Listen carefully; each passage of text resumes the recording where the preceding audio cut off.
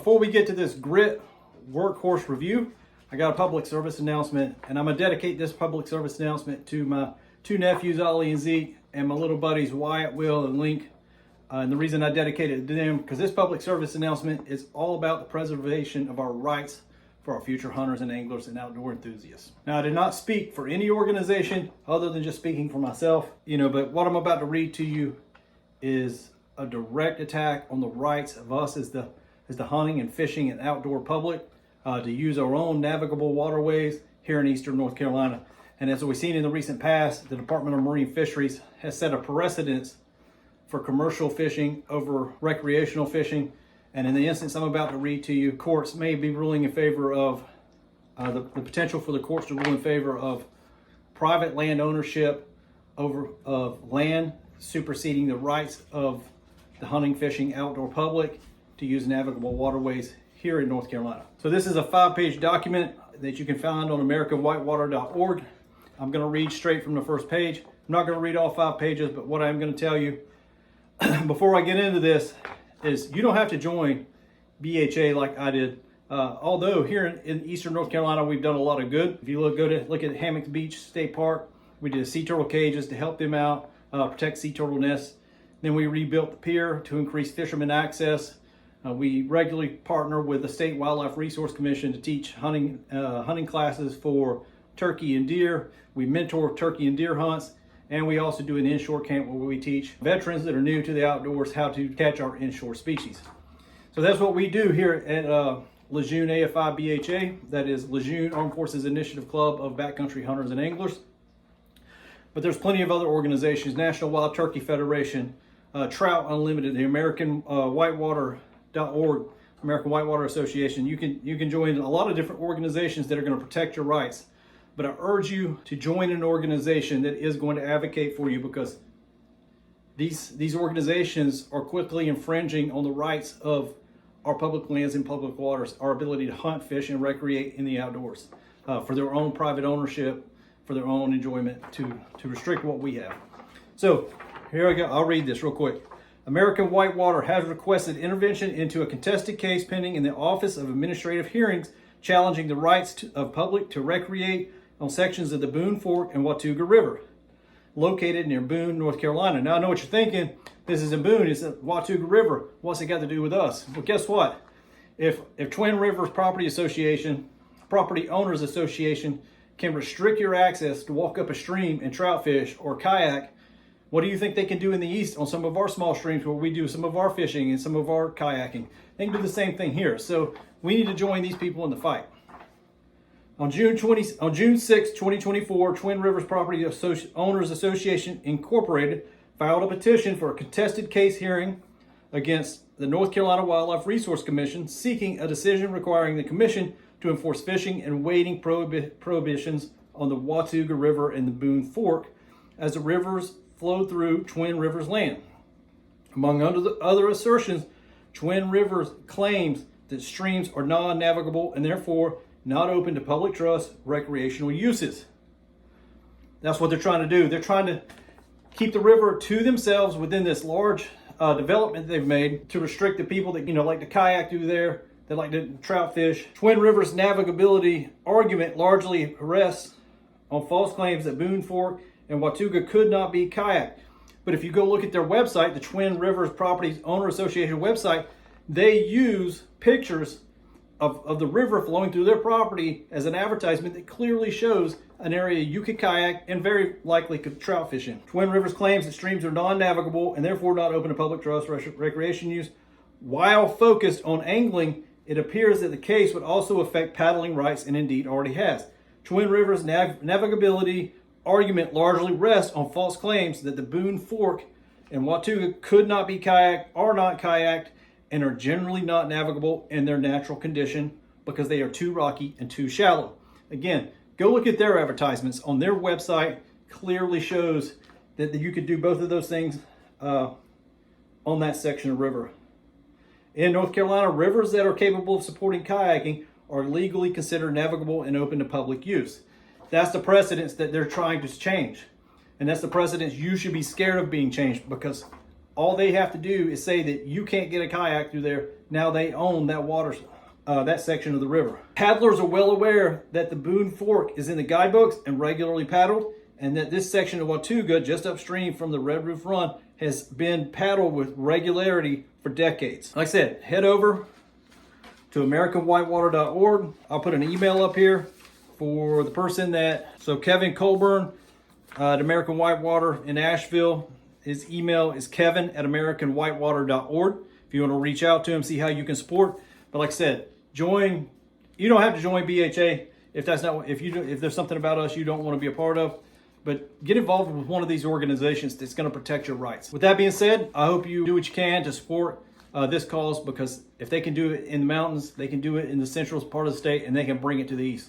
That's not something we need. So I hope you enjoyed this video. Get involved, get active, and get outdoors.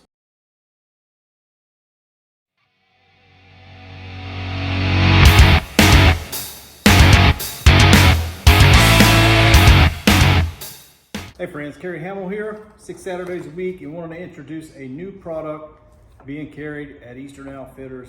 The guys at Eastern Outfitters asked us to do a review on the new Workhorse climbing sticks. These are by Tethrd. It's part of their Grit series, and it's supposed to be the affordable entry-level price point climbing stick that goes with their new platform, their new saddle, aimed at making a price point option for hunters trying to get into saddle hunting. So let's unbox this and see what all it comes with.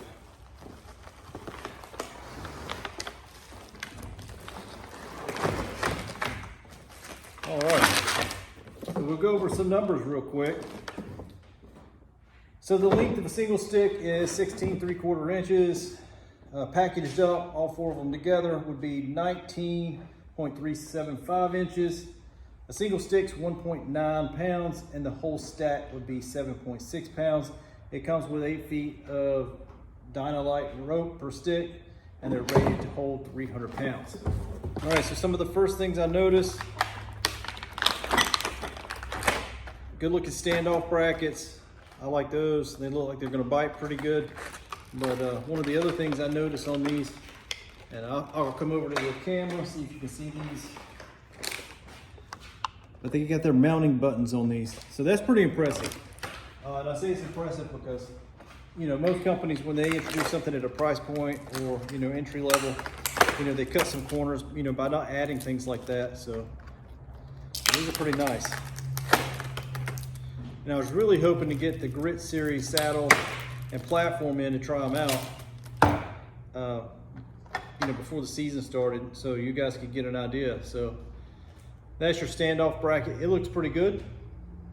Get all those out. I'll get this thing put together, and we'll take it out to a tree and see how it is. I'll see how it feels on the tree and give you an assessment that way. So, all right, stay tuned. We'll be back with you in a few minutes after I get these assembled. You can see we got the first half of this package put together. So we got 2 sticks put together and some notes on what comes with it. So they do include they include their own little wrench and an Allen key to put it for assembly. You get 2 packs of the 8 retaining screws with the self-locking nuts on them, which is a nice touch. And you get some extra of these nipples. I don't know what they're called actually, but this is what they use to mount their system together. And it's a pretty nice mounting system. So far, I'll say that, it is a little bit hefty, but it's not bad at all. I do like the system they use to secure their sticks together. That is pretty nice. So let's pull them apart. It's not bad. And there you go. So this is what it will look like assembled. And one of them's not too bad. So we'll get 2 of them together. We'll continue the assembly. All right, to assemble these sticks together, to pack them out, you clip that in, and then you slide these sticks together, and they mount really well. You might want to get some stealth strips to help quieten them down a little bit for the metal on metal banging. I'm gonna get these put together, and then we're gonna go climb a tree. All right, just to demonstrate how simple these are to assemble, I'll make a quick video on this. Side note, I did not follow the QR code, and then I did not go to any kind of website or YouTube video to figure this out. I just looked at the picture of putting the sticks together, and what you notice is this stick with the clipping mechanism, it locks on the actual frame or the post of the stick, goes at the top, and the orange nipples go at the bottom. So make sure you pay attention to that. You don't want to do it the wrong way. It might cause you some time. And one of the easier ways to recognize which way it goes is up here where you put your dynamite cord to secure to the tree is where you would lock on, or where your clipping mechanism on your standoff bracket would go.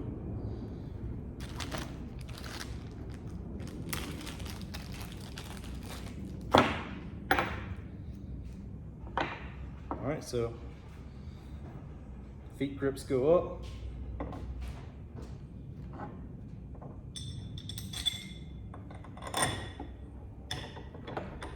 So this is super easy assembly. I mean, you don't have to be mechanically inclined to do this. It's pretty dang easy. So, and they include the tools.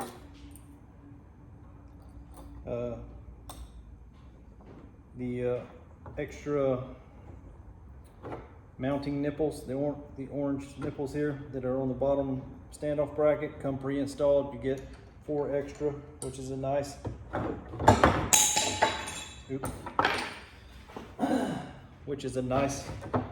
addition to the packaging.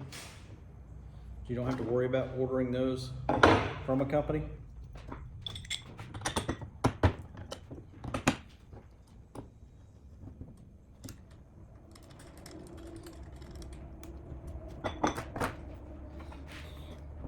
I do like self-locking nuts. I wish they put washers on these just to spread load force when you bring the nut head and the nut into the standoff bracket into step. But I'm sure these are steel. You're not worried. I do like the self-locking nuts. I kind of wish they put washers on these just to spread load the force when you bring the nut head and the nut into the standoff bracket into the step. But I'm sure if these are just steel, they're not too worried about that force getting distributed like they would be if this was all aluminum. So take your Dynalite, wrap it around the Versa.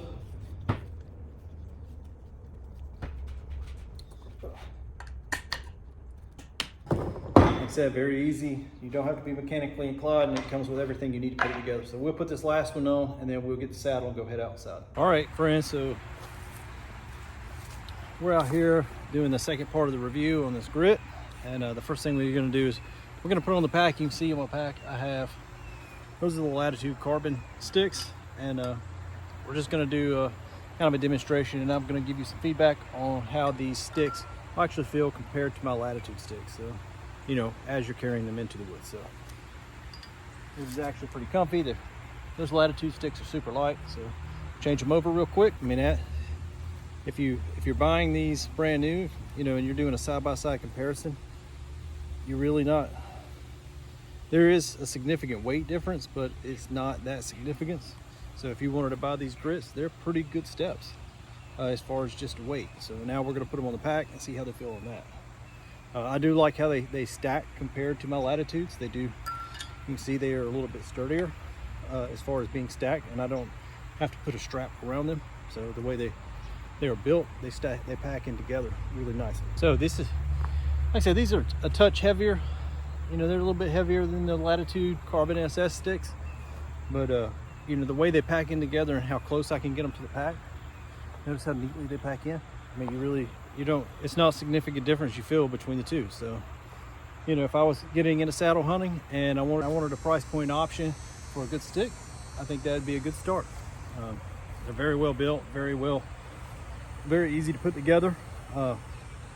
And I think they're going to do really good. So now I'm going to move on to doing a demonstration of how durable they are on the tree. All right, so we're going to climb up on these things and do a little bouncing and see how they do. All right, so that's about 220 pounds jumping up and down on them. So far, so good. Let's put some saddle pressure on it.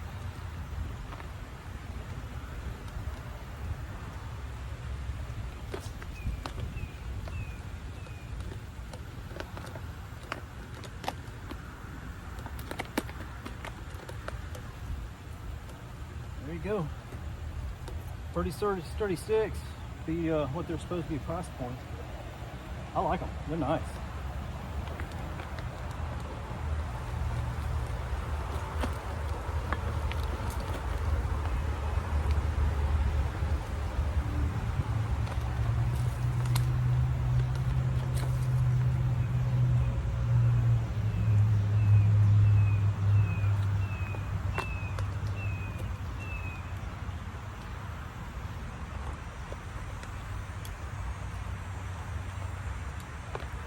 All right, there you go. All right, friends, that was your product review on these new Grit climbing sticks by Tethrd. This is supposed to be the Grit's supposed to be their entry-level stuff. Very nice product, very intuitive, easy to use. Doesn't require a lot of mechanical ability to put them together.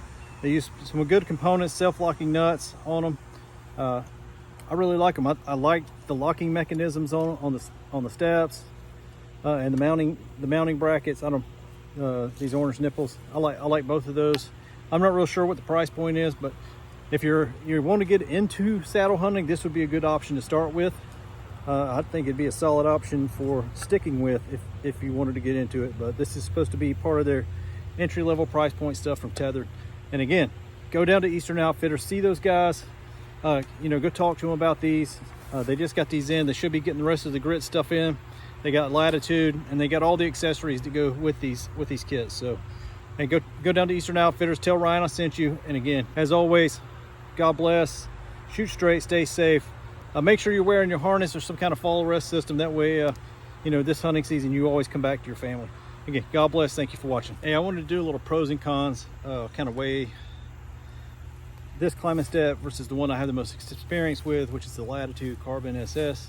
So these Grits, they're a little bit heavier. I guess that'd be a kind of a con, but I do like the packing system. So the clip up here and these nipples down here, the way they clip in, it's very easy to deploy. Unlike the Latitude system, which has a strap and then they all come apart. So I like that.